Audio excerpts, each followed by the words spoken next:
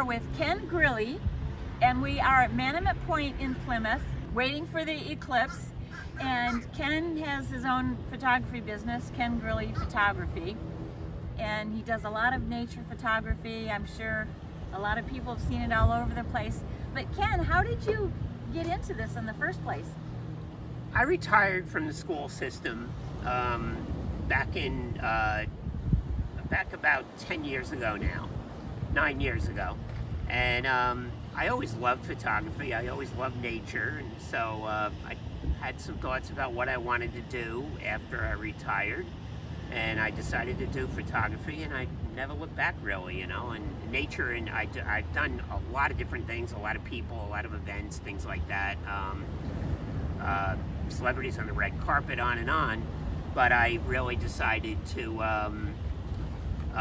nature and wildlife is my hobby, and I spend a lot more time on it, you know, year after year than anything else these days. So I love it. So yeah. Oh, amazing! So it was a second career, or it's you reinventing yourself, really. Yeah, exactly, yeah. And I love hearing that. Love it. Excellent. It's been great. So you know, we travel, and I take some photos, and you have my favorite spots here in Plymouth and on the Cape, and yeah, I love it. Absolutely love it. And has it become an income for you? You're actually able to sell the photographs? A little bit, not much. It's more for the fun of it than anything, you know. But well, yeah. These companies like the whale watching companies, they should be paying you because your photographs are just incredible. Yeah, it's fun being out there with them, and they were nice to me this year for sure. But yeah, it's a lot of fun doing the whales in the summer too.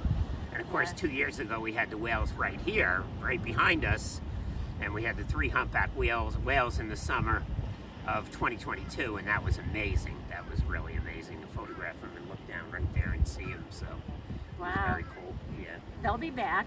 Yeah, hopefully. Let's hope. They weren't last summer, but yeah. Yeah. Go ahead.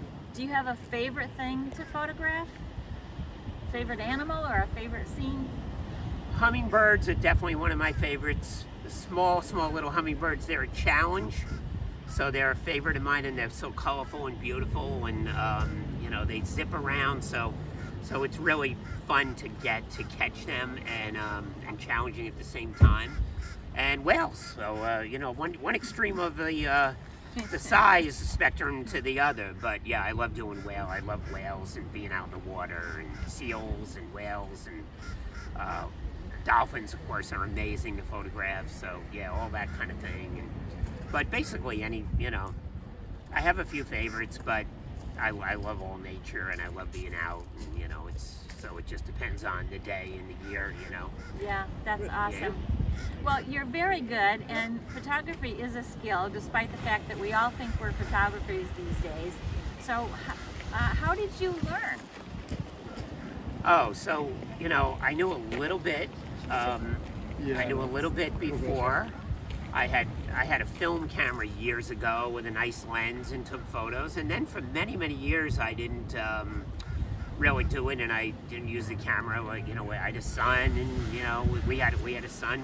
I was working full time, and so life got in the way of doing that, and I didn't really do it for a long time. So when I got back into it, you know, digital photography, digital camera, new camera. I took a few courses. I took some in-person courses, and then I also did a couple of online courses. And the main thing was to learn the basics, you know, just the basics of manual photography. I don't do anything automatic. The camera doesn't make any decisions for me. I set all the, you know, I manipulate all the settings. But so the main thing was to learn that, and then I'm constantly learning, you know. I feel like every day I learned something new just by being out there. Right. So it's fun, yeah. That's excellent. So much fun, yeah. So with the Eclipse, is there anything special that you have to have with your equipment? Well, yes, definitely need a filter. So I'm going to switch lenses in a little while. I'm going to have a lens that's not quite as big as this, but this is an 800 millimeter. The lens I'm going to use is a 180 to 600, and I'll probably have it at 600 millimeter. And I have a filter that will go on the lens which will basically make it impossible to photograph almost anything except the sun. So I'll put the camera on a tripod. I'll have the filter on, and I'll pull this out. Sorry, let's see.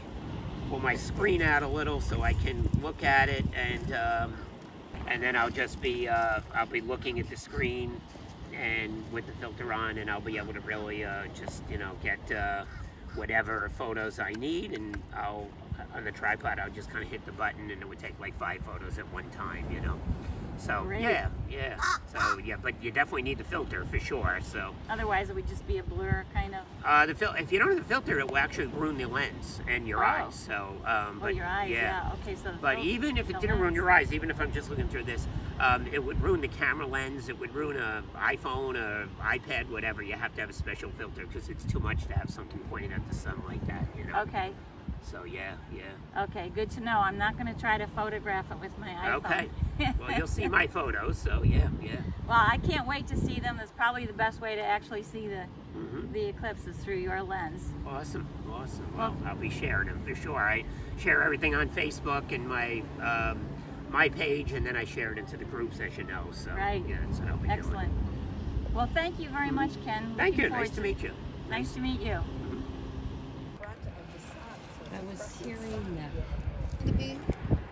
92 or 93%. Actually, that's pretty cool. Really tell that it's not as light out. Kind of. That's amazing because it does. When you look this way, It looks darker, yeah. Yeah.